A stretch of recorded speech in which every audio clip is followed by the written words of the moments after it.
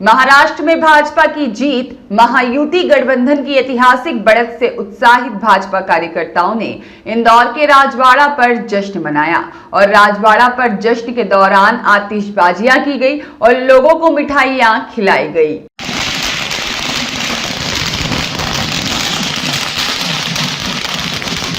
इस दौरान मंत्री कैलाश विजयवर्गीय, विधायक रमेश मेंदोला, MIC मेंबर निरंजन सिंह चौहान, गुड्डू और बड़ी संख्या में कार्यकर्ता मौजूद रहे। भाजपा कार्यकर्ताओं ने ढोल की थाप पर नाचते हुए जश्न मनाया और आतिशबाजी की। राहगीरों को मिठाई खिलाकर अपनी खुशी का इजहार किया। पूरे देश में भाजपा कार्यकर्ता जश्न में डूबे हुए हैं। महाराष्ट्र की जनता का मैं हृदय से आभार व्यक्त करता हूँ, जो उनसे भारतीय जनता पार्टी और महायुति की जो सरकार वहाँ बनने जा रही है, माननीय नरेंद्र मोदी जी, माननीय देवेंद्र फडणवीस जी, शिंदे जी, सभी के नेतृत्व में वहाँ भारतीय जनता पार्टी की सरकार, महायुति की सरकार बनने जा रही है।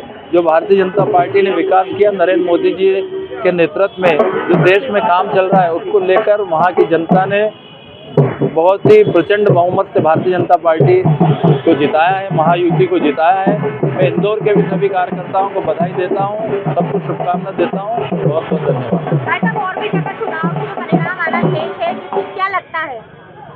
सभी दो भारतीय जनता पार्टी जीत रही है। आपके हमारे मध्य प्रदेश की दोनों सीटें भारतीय जनता पार्टी आगे चल रही है और यहाँ भी हम जीतेंगे। मोदी जी का नेतृत्व है, अमित शाह जी की रणनीति, हमारे महाराष्ट्र के दोनों नेता गडकरी जी और देवेंद्र और युति के सभी नेताओं की और विशेषकर महाराष्ट्र के कार्यकर्ताओं ने जिस जीवटता से काम किया है, तो किसी ने भी सोचा नहीं था कि इतनी बड़ी जीत होगी।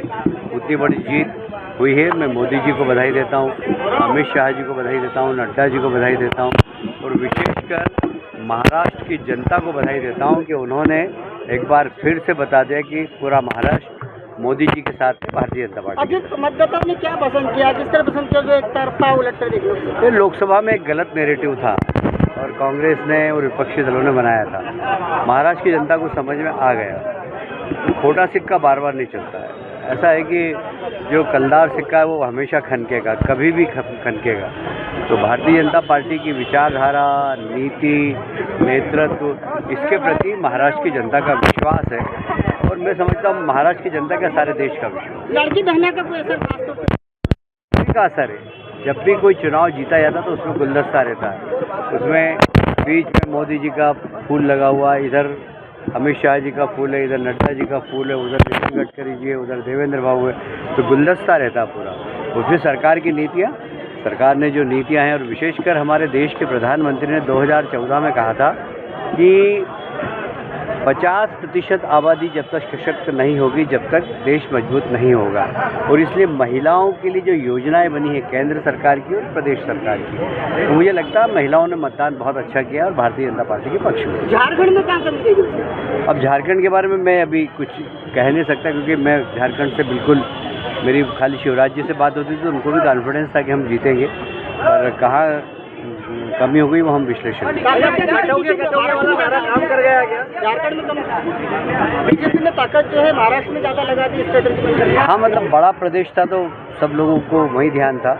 झारखंड में भी ध्यान तो था, आखिर शिवराज जी और हेमंत शर्मा जी जैसे बड़े नेताओं को वहाँ जवाबदारी दी थी, पर कभी कभी कोई ऐसा नैरेटिव चल जाता, उनका सहानुभूति का चल गया, ऐसा मुझे लगता है। जो मैं भी मीडिया में देख रहा था कि जेल के बदले वोट, जेल के बदले वोट, ऐसा उन्होंने एक नारा दिया था, तो लोगों की सहानुभूति हो गई हेमंत सोरेन के प्रति, वो जेल गए थे, ऐसा कुछ लगता है। ऐसा नहीं तो ऐसा कोई कारण नहीं था कि वहाँ पर हेमंत सोरेन फिर से मुख्यमंत्री बने। आपके प्रभाव वाले क्षेत्र की जहाँ आप प्रभारी थे, उस क्षेत्र के पूरे ताज़ा रुझान है? पूरे जो मुझे जानकारी अभी मिली है, विदर्भ में 62 सीट, विदर्भ की